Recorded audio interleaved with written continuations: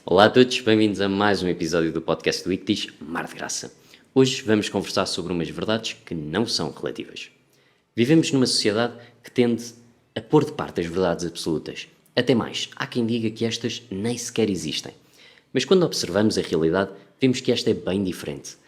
Porque a maior parte das coisas não dependem da nossa perspectiva ou das nossas circunstâncias. Para ilustrar melhor esta ideia, recorremos ao seguinte exemplo.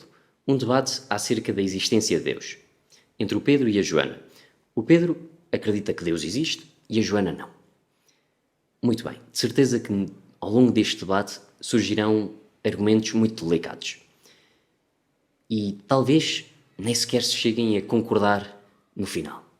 Continuem tendo opiniões divergentes. Mas uma coisa é certa: se algum deles pretender terminar este debate com aquela famosa frase que nos propõem de cada um tem a sua verdade, isto seria como um insulto à nossa inteligência, porque perante um caso como este não é possível. Perante uma pergunta como Deus existe, as únicas respostas possíveis são sim ou não.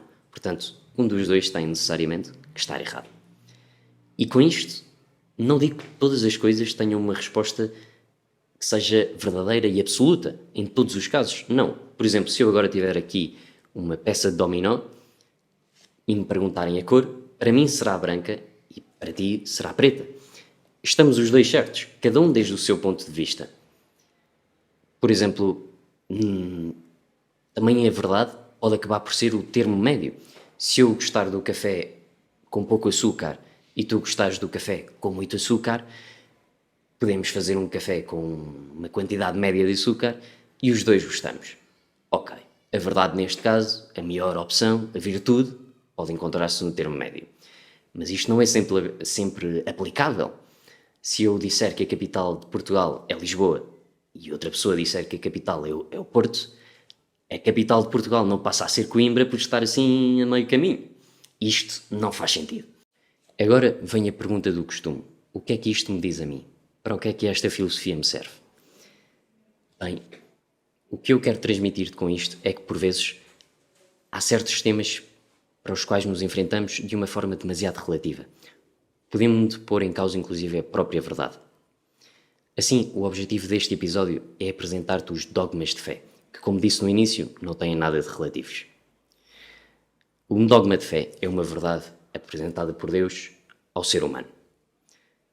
E nós não, se nos queremos chamar autênticos seguidores de Cristo, não o podemos adulterar conforme nos convém.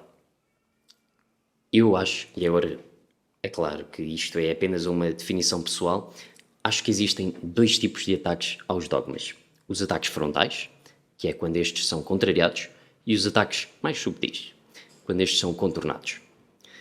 Vou apresentar exemplos para exemplificar melhor o que é que quero dizer.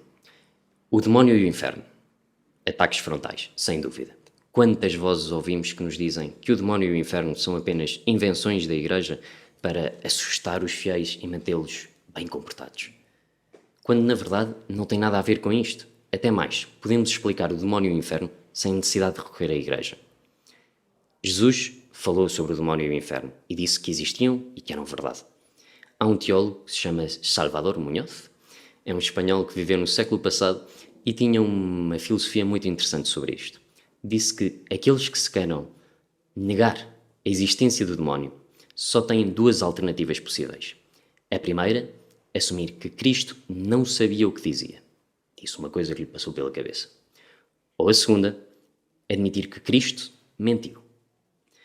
Como não podemos admitir nenhuma destas, o único que nos resta é assumir que verdadeiramente o demónio é real e o inferno existe. Mas estes não são os ataques que nos devem preocupar, porque ao fim e ao cabo um ataque frontal detecta-se rápido. E portanto, quando nos surge dúvida, também nos pode surgir a iniciativa de resolvê-la, de confrontá-la. E para a resolver podemos recorrer ao Catecismo da Igreja Católica, um sacerdote, um teólogo, ou um podcast ou outro. Mas a ideia é fácil. Como dizíamos no episódio anterior, é apenas uma dúvida natural que pode surgir em nós, pode vir do exterior ou nascer-nos de nós próprios, e nós só temos que a resolver. O que me preocupa mais são os ataques subtis.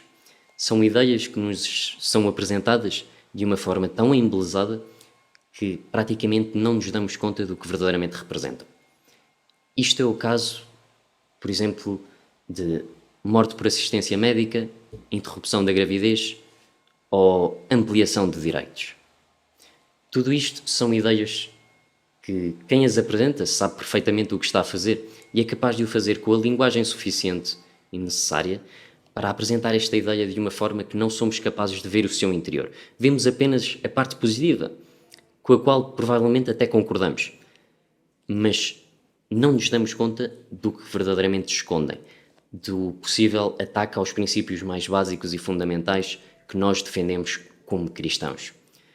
Quando se fala em morte por assistência médica, é verdade, é morte e é através da assistência médica. Não desmentem, mas o que não dizem é que, na verdade, é assassinato de inúteis. Inúteis aos olhos de quem? Bom, depende do caso, aos olhos da sociedade, da família. Não sabemos de quem, mas uma coisa é certa, não é aos olhos de Deus, porque senão não seria necessário dar-lhes morte. Quando se fala em interrupção da gravidez, claro, é verdade, havia uma gravidez e esta é interrompida. Mas o que não nos dizem é assassinato de inocentes.